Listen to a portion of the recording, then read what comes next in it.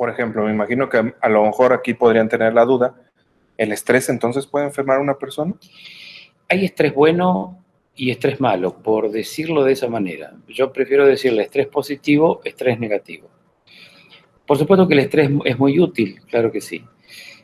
Yo pienso que cuando el estrés pierde su equilibrio, cuando se genera más adrenalina y cortisol de lo normal, es ahí donde se vuelve tóxico, cualquier estrés, porque pierde el equilibrio. Okay. Entonces, cualquier estrés es positivo, incluso podemos usar ese estrés para muchas cosas positivas. De hecho, yo te pongo un ejemplo en la naturaleza. Ajá. Vamos a suponer que un animalito puede ser un ratón. De pronto se enfrenta con un gato y de pronto empieza a generarse en él, en el ratón, un aceleramiento, ¿no?, del sistema cardiovascular.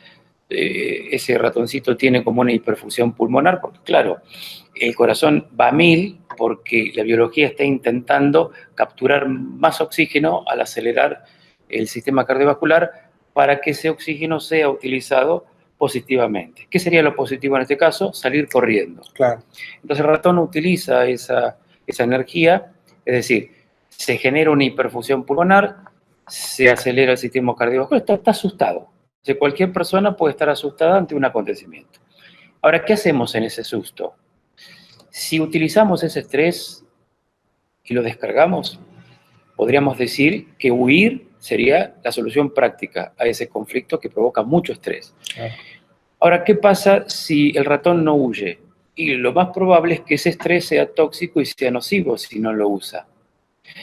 ¿Qué es lo que nos suele pasar a los seres humanos cuando nos enfrentamos a un estrés emocional muy fuerte? Cuando, por ejemplo, recibimos una mala noticia, entre comillas, que sería, por ejemplo, ir, qué sé yo, a un consultorio médico y que de pronto el médico, con la mejor buena voluntad y siguiendo un protocolo, nos dice: señor, lamentablemente le voy a informar que usted tiene un cáncer de no sé qué. De pronto, de acuerdo a mis creencias y a lo que interpreto de la palabra cáncer, voy a hacer un estrés. Intenso, menos intenso o nada. En el caso que sea una persona que crea mucho en que existe un peligro en el cáncer, porque así lo tengo como programa, entonces básicamente, si ocurre eso, lo que pasa es lo siguiente: de acuerdo a ese estrés emocional que sobrepasa ese límite de la capacidad de la conciencia, ahí sí estoy haciendo un sobreestrés. Y ahí sí hay un peligro en la biología. Entonces, ¿qué pasa cuando yo no puedo descargar ese sobreestrés? Porque me están diciendo que tengo una enfermedad incurable. Me voy a mi casa, como el ratón se iría a su cueva. La diferencia es que el ratón, cuando llega a su cueva, baja el estrés, porque se solucionó el conflicto en forma práctica. Claro. O sea, el gato no representa un peligro. Entonces, el ratón resuelve el conflicto. Usó toda esa energía, que captó más oxígeno, obviamente, respiró más fuerte para salir corriendo y que sea efectiva la huida. El ratón llegó a la cueva y cuando llega a la cueva comienza a jadear.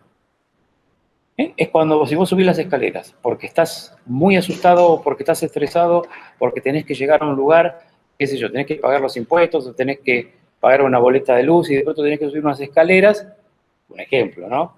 Y de pronto cuando llegás al final de la escalera, ya empezás a jadear.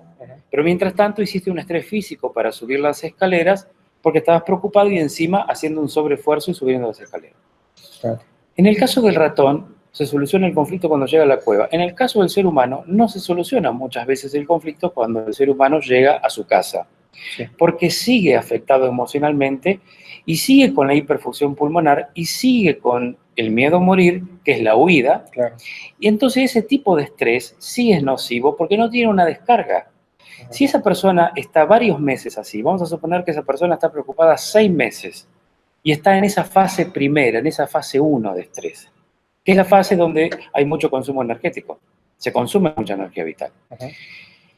Que es por eso que cuando se consume mucha energía vital en esa primera fase, que la persona está muy preocupada, solemos bajar mucho de peso.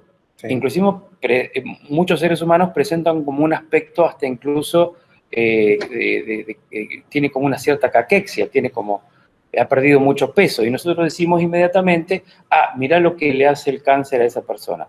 Y el cáncer no es que adelgaza, nosotros adelgazamos por esa fase de estrés, porque todavía no hemos solucionado el conflicto y estamos como el ratón. Estamos todavía afectados emocionalmente y lo que necesitamos para solucionar el conflicto es jadear, recuperar en ese jadeo la energía que se perdió y a partir de ese momento recuperamos energía vital. Ahí es cuando ya estamos bien.